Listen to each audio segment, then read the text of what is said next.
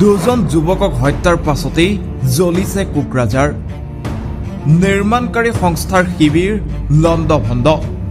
উত্তেজিত লোকে জ্বলাই দিলে বিৰছা কামাণ্ডোৰ পৰিত্যক্ত অস্থায়ী শিবিৰ। জ্বলাই দিলে নিৰ্মীয়মান আদিবাসী সাংস্কৃতিক ভৱনো।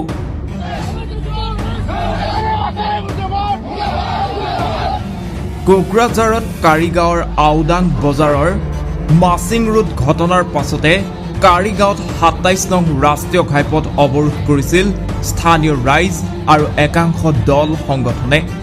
প্ৰতিবাদৰ ফলত ব্যাহত হৈ পৰে যান বাহনৰ চলাচল।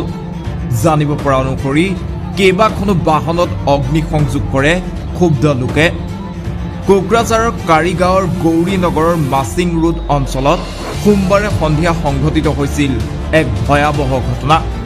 সোমবাৰে ঠিকাদাৰ মৰাণ্ড বসুমতাৰীৰ জোঁৱায়েক চিখনা জৌহলাও বিস্মিত ওৰফে ৰাজা বিস্মিত, ৰোলাৰ চালক প্ৰভাত ব্ৰহ্মসহ মুঠ ৫জন লোক মাচিং ৰোড অঞ্চলত বেলচা আনিবলৈ বুলি গৈছিল।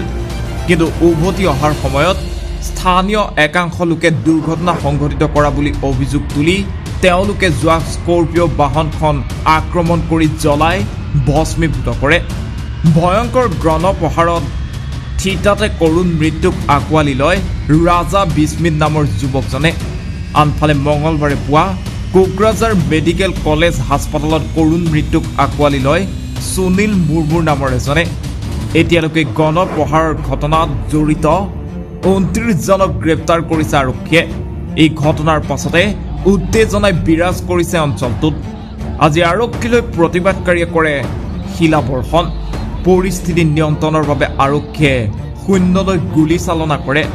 ইয়াৰ লগতে প্ৰতিবাদ নিয়ন্ত্ৰণৰ বাবে প্ৰতিবাদকাৰীৰ ওপৰত আৰক্ষীয়ে লাঠি চালনা আৰু কন্দুৱা গেছো নিক্ষেপ কৰিব লগা পৰ্যায় পায়।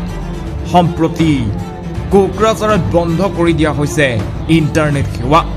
ৰেপিড একশ্যন ফ'ৰ্চৰ দুটাকৈ পল্টনে নিৰীক্ষণ কৰিছে কোকৰাঝাৰৰ পৰিস্থিতি।